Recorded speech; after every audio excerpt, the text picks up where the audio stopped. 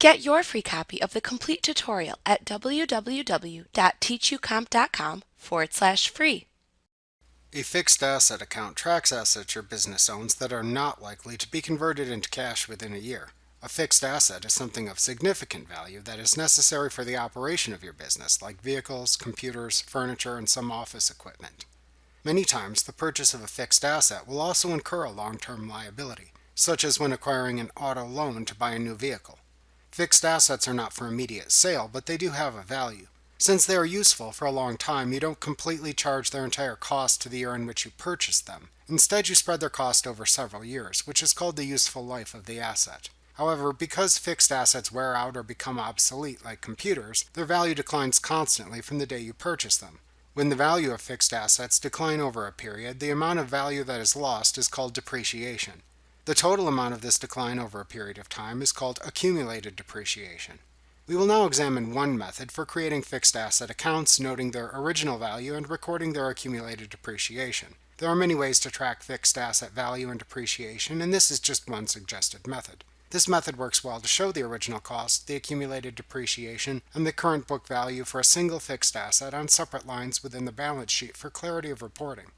However, if you're currently tracking fixed asset and asset depreciation in other ways, you can rest assured you can continue using your own method.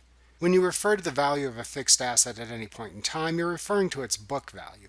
This is determined by subtracting its accumulated depreciation, which is the total amount of depreciation that has occurred since the asset's original purchase date, from its original cost. Usually, you will want your company's balance sheet to show the original cost of an asset on one line, with the accumulated depreciation subtracted from the original cost on a second line, and the current or book value on a third line. The method you will learn in this lesson allows you to see each asset's cost and its accumulated depreciation separately on your balance sheet. To do this, though, you need to create a primary fixed asset account for each asset, and then create two sub-accounts under each primary fixed asset account, one for the original cost and one for the accumulated depreciation. First, create a new primary fixed asset account for the fixed asset.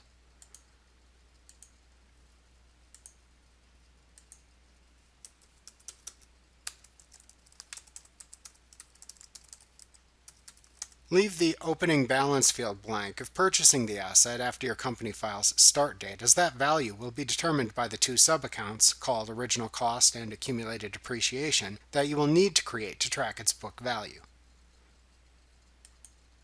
Next, create the two fixed asset sub-accounts, one for the asset's original cost and one for the asset's accumulated depreciation.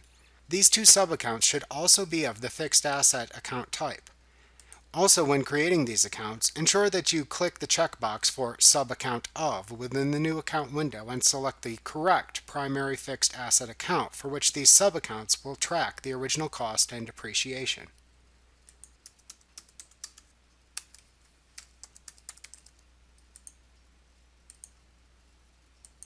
When creating the original cost sub-account for assets purchased before your company's start date, then enter the opening balance as the original cost of the asset.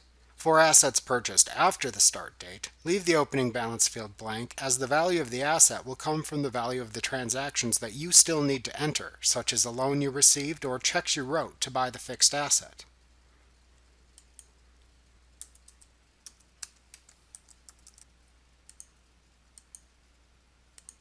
When creating the accumulated depreciation subaccount, the amount you enter as the opening balance also depends on whether you acquired the asset after or before your company file's start date. If you acquired the asset after the start date, then leave the opening balance field blank. If you acquired the asset before your start date, then enter the accumulated depreciation of the asset as of the start date as a negative number. Like what you see? Pick up your free copy of the complete tutorial at www.teachucomp.com/free.